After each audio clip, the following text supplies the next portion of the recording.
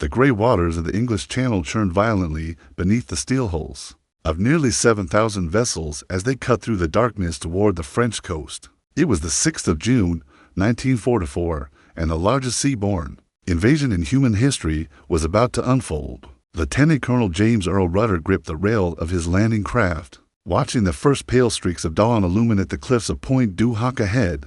Behind him, 225 Rangers prepared for what many knew would be their final battle. The night had been restless for the Allied forces. Supreme Allied Commander General Dwight David Eisenhower had made the most difficult decision of his military career just hours earlier, giving the final approval for Operation Overlord despite marginal weather conditions. The invasion, originally scheduled for the 5th of June, had been postponed due to severe storms. Now, with a brief window of improved conditions, there would be no turning back. Across the Channel, German sentries peered through the morning mist from their concrete bunkers, unaware that 156,000 Allied troops were approaching their shores. Field Marshal Erwin Rommel, the desert fox who had fortified Hitler's Atlantic Wall, was ironically absent from his post, having traveled to Germany to celebrate his wife's birthday and to personally appeal to the Führer for additional reinforcements. The deception had worked perfectly. Operation Fortitude, the elaborate Allied ruse, had convinced German high command that the main invasion would come at Pas de Calais, the narrowest point of the Channel.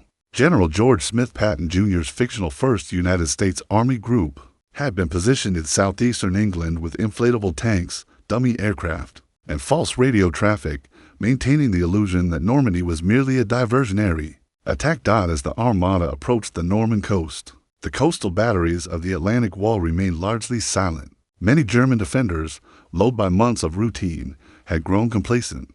The 15th Army, Germany's strongest force in France, remained positioned near Calais, waiting for an invasion that would never come, according to Stephen Ambrose's definitive work D-Day, June 6, 1944. The weather decision was among the most crucial in military history, with meteorologists providing only the slimmest hope of success. The first waves of paratroopers had already been fighting inland for hours. The 82nd and 101st Airborne Divisions, scattered across the Cotentin Peninsula in the pre-dawn darkness, were securing vital bridges and crossroads. Many had landed miles from their intended drop zones, but their courage and adaptability would prove decisive in the coming hours. Major General Matthew Bunker Ridgway's 82nd Airborne had seized the strategic town of St. Mary-Église, where paratrooper John Still's parachute had famously caught on the church steeple, leaving him hanging helplessly as his comrades fought German defenders in the streets below. The 101st Airborne, led by Major General Maxwell Davenport Taylor, had secured the causeway exits from Utah Beach, ensuring that the 4th Infantry Division could advance inland. Once they landed, now, as dawn broke over Normandy, the greatest test of the Allied war effort was about to begin. The success or failure of Operation Overlord would determine the fate of Nazi-occupied Europe and potentially alter the course of the Second World War. The men in the landing craft knew they carried the hopes of the free world on their shoulders, and many whispered final prayers as the Norman beaches drew closer with each passing moment. At precisely 0530 hours, the greatest naval bombardment in history erupted across the Norman coastline. The battleships USS Nevada, USS Texas, and HMS Warspite, veteran vessels of 2 world wars, unleashed their massive guns upon the German fortifications. The thunderous roar of 14-inch and 15-inch shells screamed overhead as nearly 900 Allied warships joined the devastating barrage. Admiral Sir Bertram Home Ramsay, the naval commander of Operation Neptune, watched from his flagship as the carefully orchestrated bombardment unfolded. Each gun had been assigned specific targets along the 50-mile stretch of invasion beaches, from the Orne River in the east to the Cotentin Peninsula in the west. The British cruiser HMS Belfast and the American destroyer USS Satterlee maneuvered dangerously close to shore, their guns blazing at point-blank range against German bunkers. The Luftwaffe, once the terror of European skies, was conspicuously absent. Hermann Göring's Air Force could muster only 300 aircraft against the Allies' overwhelming force of 13,000 planes. Squadron leader James Edgar Johnny Johnson, Britain's top-scoring fighter ace, led his Supermarine Spitfires in sweeping patrols over the beachhead, encountering virtually no German resistance in the skies. Below the aerial umbrella, the assault Troops prepared for the most dangerous moments of their lives. At Omaha Beach, the Big Red One, the 1st Infantry Division, loaded into their landing craft alongside the 29th Infantry Division. These were the men who would face the bloodiest fighting of the day, approaching a beach that German defenders had turned into a killing field of overlapping machine gun fire and artillery zones. Brigadier General Norman Daniel Dutch Coda, Assistant Division Commander of the 29th Infantry, had spent months training his men for this moment. The Virginia National Guard unit, filled with men from small towns across the Commonwealth, had never seen combat, yet they would soon prove their mettle on the sands of Normandy. Coda himself would later become legendary for his battlefield leadership, rallying his troops with the immortal words, "Rangers, lead the way." The German defenders, despite being caught off guard by the location and timing of the invasion, fought with desperate determination. Lieutenant General Dietrich Krase's 352nd Infantry Division had spent months preparing their positions along Omaha Beach. Their machine gun nests, mortar positions, and artillery bunkers were expertly sited to create interlocking fields of fire that would turn the beach approaches into a nightmare for the attacking Americans. At Point Du Hoc, Lieutenant Colonel Rudder's Rangers faced an almost impossible mission. They had to scale 90-foot cliffs under enemy fire to destroy a battery of 155mm guns that could devastate the landings. At both Omaha and Utah beaches, the Rangers had trained for months on similar cliffs along the English coast, using rocket-fired grappling hooks and rope ladders to master their assault techniques. As the first landing craft approached the beaches, German artillery observers called down devastating fire from their inland positions. The 452nd Infantry Division's Artillery Regiment, commanded by Lieutenant Colonel Wilhelm Meyer-Detering, had pre-registered target zones covering every approach to the beaches. Their guns, many of them captured French and Soviet pieces, began a deadly dance with allied counter-battery fire. Military historian Gordon Harrison's official U.S. Army history notes that the naval bombardment, while impressive in scale, was insufficient to neutralize the sophisticated German defenses, particularly at Omaha Beach. The chaos of battle was about to engulf the Norman coast. Radio communications crackled with urgent messages as landing craft navigators struggled to identify their assigned beach sectors. Through the smoke and confusion, many units would land far from their intended positions, forcing commanders to adapt their plans on the fly. The success of the entire operation now depended on the courage and initiative of individual soldiers, sailors, and airmen who would write their names in history with their blood and sacrifice. The thunder of guns echoed across the channel, announcing to the world that the long-awaited Second Front had finally arrived in Western Europe. The first wave of landing craft ground onto the Norman beaches at precisely 0630 hours, disgorging their human cargo into a maelstrom of enemy fire. At Omaha Beach, Company 8 of the 116th Infantry Regiment, 29th Division, stepped into water that ran red with blood within minutes of their arrival. The men from Bedford, Virginia, a small town that would soon know grief beyond measure, advanced into the teeth of German machine gun fire. Captain Taylor Nathaniel Fellers led his company across the sand, but German gunners from the 300th and 52nd Infantry Division strong points cut down his men with methodical precision. The carefully rehearsed assault plans crumbled under the reality of combat as landing craft broached in the surf, spilling equipment and drowning soldiers. Weighted down by their heavy packs, Sergeant First Class Philip Stretchick of the 2nd Ranger Battalion found himself pinned down behind a disabled Sherman tank, its crew killed by an 88mm anti-tank gun concealed in the bluffs above. The beach had become a killing field, with German mortars and artillery finding their range among the clustered assault troops. Bodies of American soldiers began washing back and forth in the tide, their dreams of liberation extinguished on the Norman sand dot at Utah Beach. The assault proceeded more favorably. Brigadier General Theodore Roosevelt Jr., the 56-year-old son of the former president, had convinced his superiors to let him land with the first wave despite his age and poor health. When the 4th Infantry Division's boats drifted south of their intended landing zone, Roosevelt reconnoitered the new position and made the crucial decision that would save countless lives. We'll start the war from right here. The German defenders at Utah Beach, primarily from the 709th Infantry Division, put up determined resistance but lacked the prepared positions and firepower of their comrades at Omaha. Staff Sergeant Harrison Summers of the 5th Ranger Battalion single-handedly cleared for buildings in the village of Neuville-aux-Plaines, killing dozens of German soldiers in a one-man assault. That would earn him the Distinguished Service Cross. Meanwhile, at Point du Hoc, Lieutenant Colonel Rudder's Rangers began their death-defying ascent of the limestone cliffs. Under constant fire from German defenders above, the Rangers fired their rocket-propelled grappling hooks and began climbing rope ladders that swayed precariously in the morning breeze. Private First Class Carl Weiss fell to his death when his rope was cut by enemy fire, but his comrades pressed on, driven by their desperate mission. The German response was swift, but uncoordinated. General der Artillerie Erich Marx, commander of the 84th Corps, immediately recognized the invasion's significance, but lacked the authority to commit the armored reserves held under Hitler's personal control.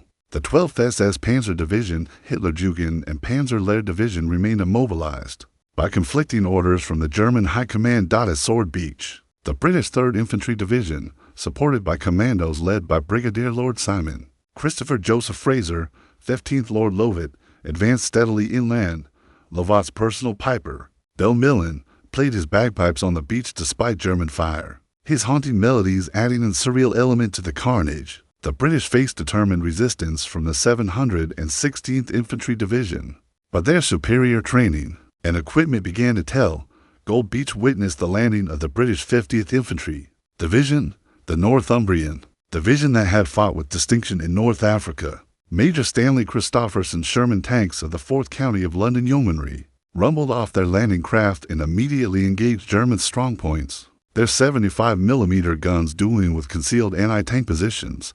Juno Beach became the scene of Canadian heroism as the 3rd Canadian Infantry Division stormed ashore. Under Major General Rodney Frederick Leopold Keller, the Royal Winnipeg Rifles and Regina Rifle Regiment faced murderous fire from the 716th Infantry Division's coastal defenses. But Canadian determination and tactical skill gradually overwhelmed the German positions. According to Cornelius Ryan's classic account, The Longest Day, the individual acts of heroism on D-Day were too numerous to count, with soldiers from every allied nation displaying extraordinary courage. Under fire, by mid-morning, the outcome at several beaches remained in doubt. At Omaha Beach, Brigadier General Coda had arrived to find his troops pinned down and demoralized. Walking calmly among the dead and wounded, he rallied small groups of soldiers and began organizing the advance off the beach. His leadership, combined with the desperate courage of individual soldiers, slowly turned the tide of battle. The price of freedom was being paid in blood on the Norman shores, but the Atlantic wall was beginning to crack under the weight of Allied determination. By noon on the 6th of June, the battle for Normandy hung in the balance. At Omaha Beach, Colonel George Arthur Taylor of the 16th Infantry Regiment, 1st Division, delivered the words that would galvanize his pinned-down troops. 2 kinds of people are staying on this beach: the dead and those who are going to die. Now let's get the hell out of here. His call to action sparked the breakthrough that had seemed impossible just hours earlier. Staff Sergeant Joe Dawson led 30 men of Company G, 16th Infantry, in a desperate assault up the bluffs behind Omaha Beach, using Bangalore torpedoes to blow gaps in the German wire. Dawson's men crawled through minefields and scaled the cliff face under constant fire. Their success created the first significant penetration of the German defenses, opening a path for other units to follow. The German defenders fought with the courage of desperation.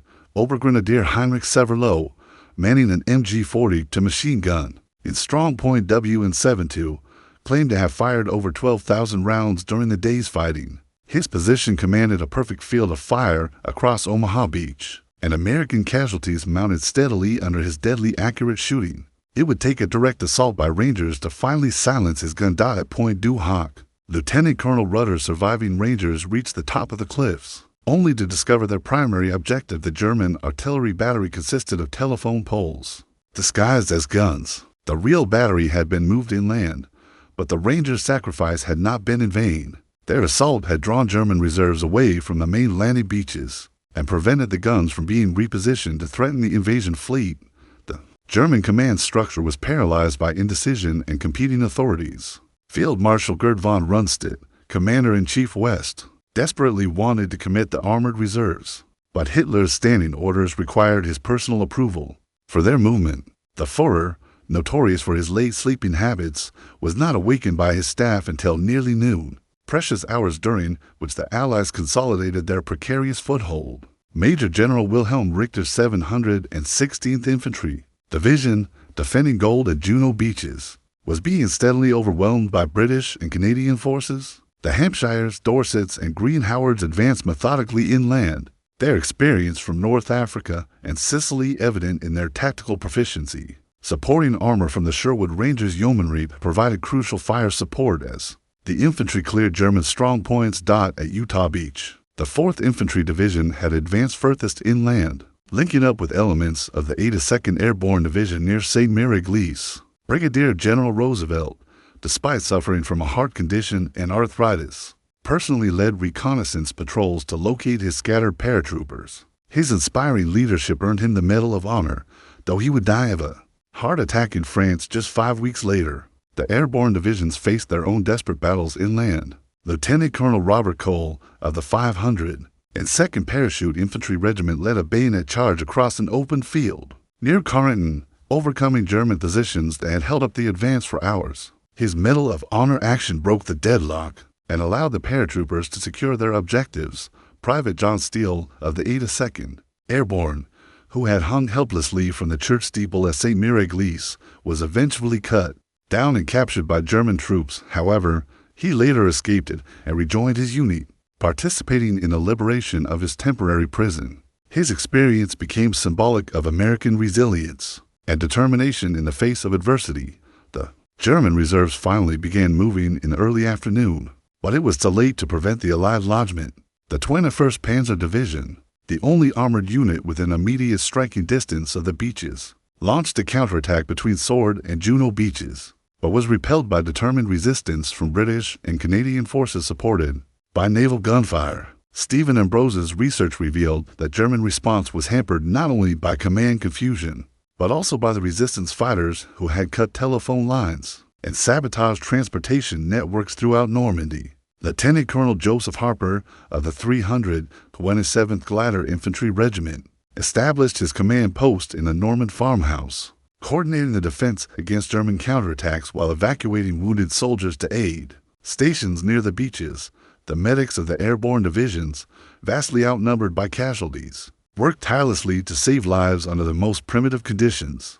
As darkness approached on June 6th, the Allies had achieved their primary objective, a foothold in Nazi-occupied Europe. The cost had been enormous, over 10,000 Allied casualties, but the Atlantic Wall had been breached. The liberation of Western Europe had begun, and there would be no turning back.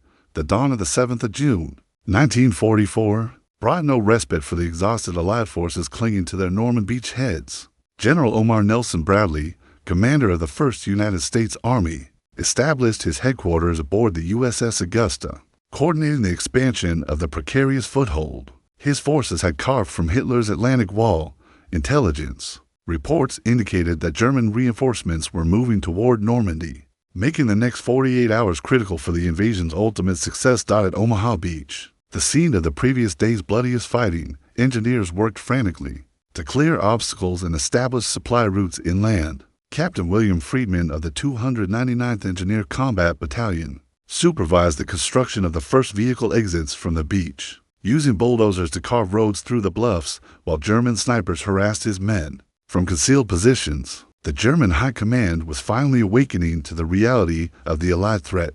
Field Marshal Rommel, racing back from Germany, arrived at his headquarters at La Roche-Guyon to find his Atlantic Wall breached in 5 locations. His immediate priority was organizing a coordinated counterattack, using the 12th SS Panzer Division Hitlerjugend and the Panzer Lehr Division, elite formations that Hitler had finally released from Strategic Reserve. SS Oberfuhrer Kurt Meyer, commanding the 25th SS Panzer Grenadier Regiment, positioned his forces north of Caen, preparing to drive the British and Canadian invaders back into the sea. Meyer, known as Panzer Meyer for his aggressive tactics, was confident that his young fanatics could succeed where the coastal divisions had failed. His soldiers, average age 18, were products of Nazi indoctrination and military training that emphasized offensive spirit. Above all else, the British Second Army, commanded by Lieutenant General Sir Miles Christopher Dempsey, faced the most immediate threat from German armor.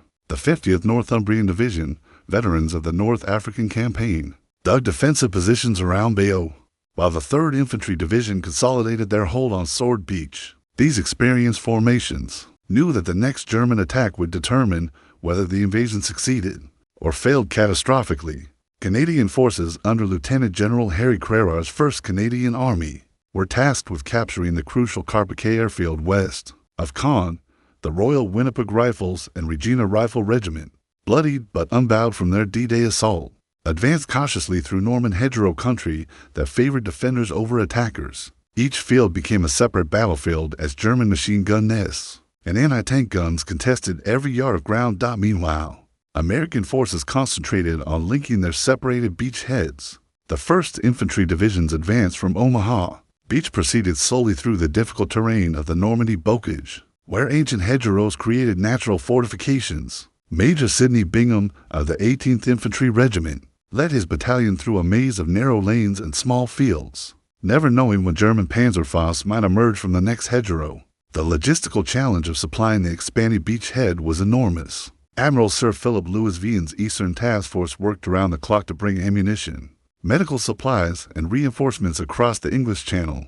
The 2 artificial harbors codenamed Mulberry A and Mulberry B were being towed across the channel in sections, representing one of the war's most ambitious engineering projects. German submarine and air attacks threatened the vital supply lines. U-boat commander Captain Lieutenant Emil Klusmeyer's U-984 stopped the invasion fleet, while Allied destroyers and patrol aircraft made submarine operations extremely hazardous. The few Luftwaffe sorties that reached the beachhead faced overwhelming Allied fighter opposition, with squadron leader Pierre-Henri Klosterman's Free French pilots claiming several victories over German bombers. The human cost of the expanding battle was staggering. 8 stations behind the beaches overflowed with casualties as Army medical personnel struggled to save lives with limited resources. Captain Ben Leander Salomon, a dentist serving as a battalion surgeon with the 105th Infantry Regiment, would later receive the Medal of Honor for his heroic defense of a Field 8 station against German counterattack, according to Max Hastings' authoritative account Overlord, D-Day, and the Battle for Normandy. The consolidation phase was arguably more dangerous than the initial assault, as German forces had time to organize coordinated resistance. Lieutenant Richard Winters of the 506th Parachute Infantry Regiment, Easy Company, led his paratroopers in seizing German artillery positions that threatened Utah Beach. His tactical brilliance during the assault on Brecourt Manor eliminated a battery of 105mm howitzers and earned him the Distinguished Service Cross. The action, later immortalized in the television series Band of Brothers, demonstrated the individual leadership that made the difference between success and failure. As the second day of the invasion drew to a close, Allied forces had expanded their beachheads and were preparing for the inevitable German counteroffensive. The fate of the invasion and possibly the entire war would be decided in the coming days, as Hitler's most elite formations prepared to test Allied resolve in the Norman countryside. The 8th of June, 1944, Don Gray and threatening his SS Oberfuhrer Kurt Meyer's 25th SS Panzer Grenadier Regiment launched its long-awaited counterattack against Canadian positions north of Caen. The young soldiers of the 12th SS Panzer Division Hitlerjugend, their faces grim with determination, advanced behind the steel hulls of Panzer IV and Panther tanks in what would become the most serious threat to the Allied beachhead since the initial landings. Major General Rodney Keller's 3rd Canadian Infantry Division braced for the assault from their hastily prepared positions around the villages of Authie and Buren. The North Nova Scotia Highlanders and Sherbrooke Fusiliers Regiment, supported by Sherman tanks of the Fort Garry Horse, represented the thin line standing between Meyer's fanatics and the vulnerable beaches beyond. The German attack began with a devastating artillery barrage from the guns of Artillery Regiment 12, commanded by Ober Siegfried Muller. 105mm and 150mm shells crashed among Canadian positions as SS Panzer Grenadiers infiltrated through the Norman hedgerows. The carefully planned assault demonstrated that German tactical doctrine remained formidable, despite their strategic disadvantage. Lieutenant Colonel Charles Peach of the North Nova Scotia Highlanders watched his forward companies come under intense pressure as German armor spearheaded the assault. Panzer IV tanks, their long-barreled 75mm guns blazing, engaged Sherman tanks of the Sherbrooke Fusiliers in desperate duels among the Norman farmhouses. The crack of high-velocity anti-tank guns echoed across the countryside as both sides fought for tactical advantage. The crisis deepened when SS Sturmbannführer Max Wunsch's 1st SS Panzer Battalion broke through Canadian lines near Authie, threatening to cut off Major David Learmon's company of Highland Light Infantry. Only the intervention of Royal Navy destroyers HMS Tartar and HMS Ashanti, their 4.7-inch guns directed by shore fire control parties, prevented a complete breakthrough. The naval gunfire, arriving with devastating accuracy, forced the German armor to withdraw just as victory seemed within reach. At Point du Hoc, Lieutenant Colonel Rudder's Rangers faced their own crisis as German forces surrounded their isolated position atop the cliffs. Oberst Hermann von Oppelbernikowski's 22nd Panzer Regiment had finally located the real German artillery battery that the Rangers sought, but it was positioned inland where it could still threaten Allied shipping. The Rangers, reduced to fewer than 90 effective men, held their perimeter against overwhelming odds while calling down naval gunfire on German positions. Meanwhile, American forces at Omaha Beach were expanding their foothold despite continued German resistance. Brigadier General William Miley Hodges' Provisional Engineers Special Brigade Group worked tirelessly to clear the beaches of obstacles while under intermittent artillery fire from German batteries positioned inland. The engineers' success in establishing reliable supply routes was crucial to sustaining the Allied advance. The German command structure continued to hamper effective resistance. General Friedrich Dahlmann, commander of the 7th Army, disagreed with Field Marshal Rommel's tactical approach, preferring to husband his reserves for a coordinated counteroffensive rather than committing them piecemeal. This strategic debate consumed precious time while Allied forces strengthened their positions hourly. At Utah Beach, Major General Raymond Oscar Barton's 4th Infantry Division had successfully linked up with elements of the 82nd and 101st Airborne Divisions, creating a consolidated beachhead that extended nearly 10 miles inland. Staff Sergeant Harrison Summers, the hero of Neuville Plain, continued to distinguish himself in combat, leading small unit actions that cleared German strongpoints and secured vital crossroads. The Luftwaffe made its most determined effort to disrupt Allied operations on the 8th of June, launching mass raids against the invasion fleet. Hauptmann Hans Schlieff's 3rd Fighter Wing flew repeated sorties against Allied shipping, but squadron leader James Rosser's Hawker Typhoons of 609th Squadron claimed several German aircraft over the beachhead. The air battle demonstrated Allied air superiority, but German pilots fought with desperate courage despite hopeless odds. British forces under Lieutenant General Dempsey prepared their own offensive operations as intelligence reports indicated. German reserves concentrating near Villers Bocage, the 7th Armored Division, the famous desert rats who had fought Rommel in North Africa, moved forward to exploit any opportunities created by the German counterattacks. Their Sherman Fireflies, armed with 17-pounder anti-tank guns, were specifically deployed to counter German Panther and Tiger tanks. According to Carlo D'Este's comprehensive study, Decision in Normandy, the German counterattacks of June 8th represented Hitler's best opportunity to drive the Allies back into the sea. But tactical errors and command confusion prevented coordinated action. As night fell on the 8th of June, the German counteroffensive had failed to achieve its objectives. Meyer's SS troops had inflicted severe casualties on Canadian forces, but the beachhead remained intact and Allied reinforcements continued to flow across the channel. The window of opportunity for destroying the invasion at its most vulnerable moment was rapidly closing, and German commanders knew the time was now working against them. The 10th of June, 1944, marked the turning point when the Allied foothold in Normandy transformed from a precarious beachhead into an unassailable base for the liberation of Western Europe. General Bernard Law Montgomery, commanding all Allied ground forces during the initial phase of Operation Overlord, surveyed the Norman countryside from his tactical headquarters and knew that Hitler's Atlantic Wall had been irretrievably breached. The German counteroffensives had exhausted themselves against determined Allied resistance and superior firepower. SS Oberführer Fritz Witt's 12th SS Panzer Division Hitlerjugend had suffered crippling losses in their attacks against Canadian positions, with many of their most experienced officers killed or wounded.